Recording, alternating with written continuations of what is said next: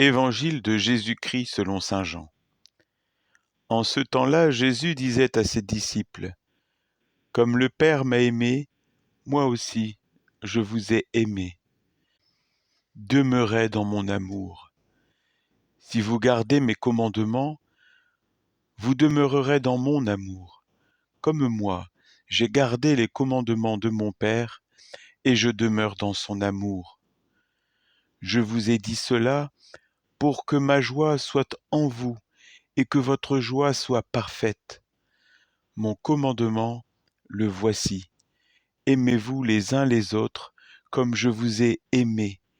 Il n'y a pas plus grand amour que de donner sa vie pour ceux qu'on aime. Vous êtes mes amis si vous faites ce que je vous commande. Je ne vous appelle plus serviteur, car le serviteur ne sait pas ce que fait son maître. Je vous appelle mes amis, car tout ce que j'ai entendu de mon Père, je vous l'ai fait connaître.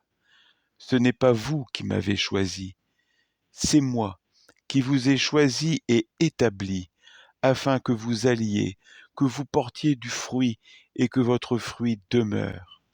Alors, tout ce que vous demanderez au Père en mon nom, il vous le donnera.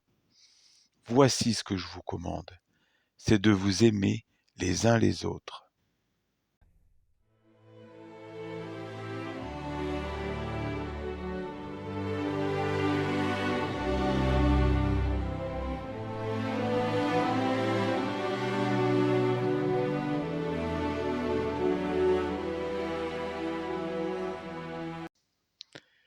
Aimé et choisi.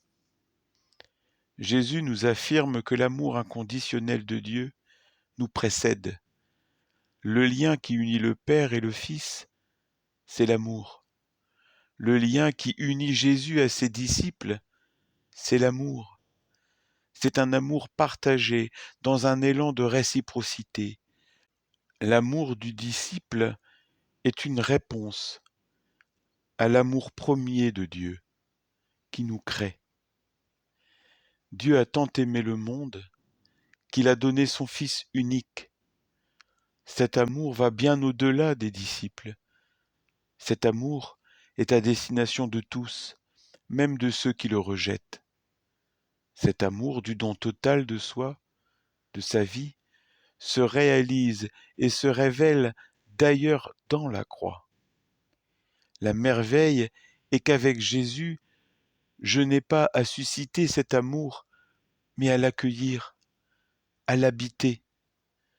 Je peux recevoir cet amour comme un cadeau que j'accepte d'ouvrir, non pas pour seulement m'en émerveiller, mais pour l'éprouver, le vivre, en faire la source du rayonnement de ma foi. De cet amour naît l'amitié. Jésus nous invite à entrer dans son intimité. Jésus fait de nous ses amis parce qu'il nous ouvre son cœur pour que nous puissions partager ce qu'il y a au fond de sa personne. La foi est une réponse à un appel.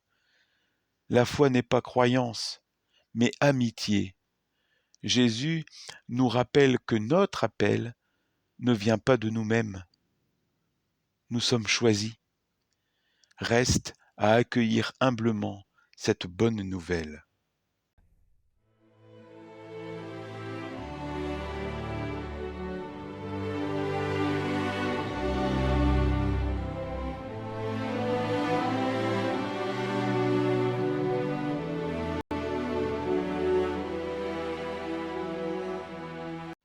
Porter du fruit dans une joie parfaite.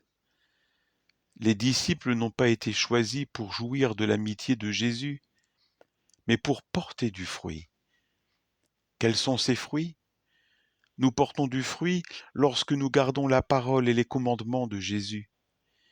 Il s'agit de s'aimer les uns les autres et notre joie sera parfaite en Jésus. Il faudra aussi durer et aller au-delà de l'engouement ou de l'élan du moment.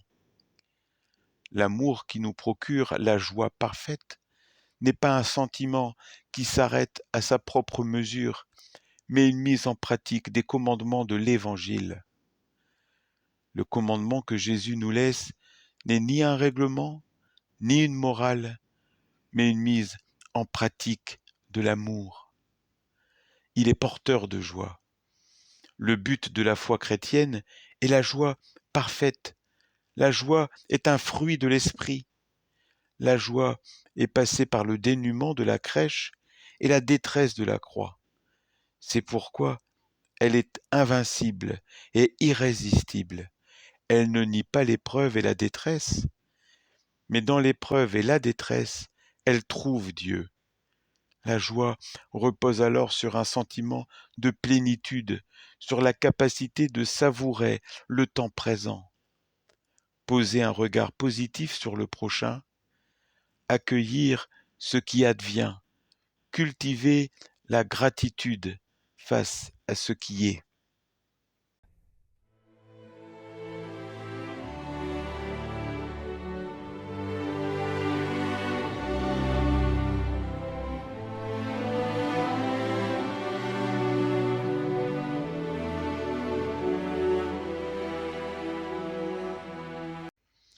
Ma vocation à l'amour. Ma vocation, c'est de répondre à l'amour premier de Dieu pour moi. C'est être à l'écoute de l'appel qu'il m'adresse dans la façon dont sa parole résonne avec évidence dans ma vie.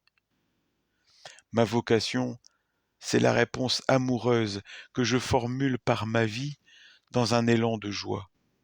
Quel que soit mon état de vie, ma vocation réside dans le comme, non pas dans une imitation du Christ, mais dans une habitation. Aimez-vous les uns les autres comme je vous ai aimé, non pas comme une mesure, mais comme une source.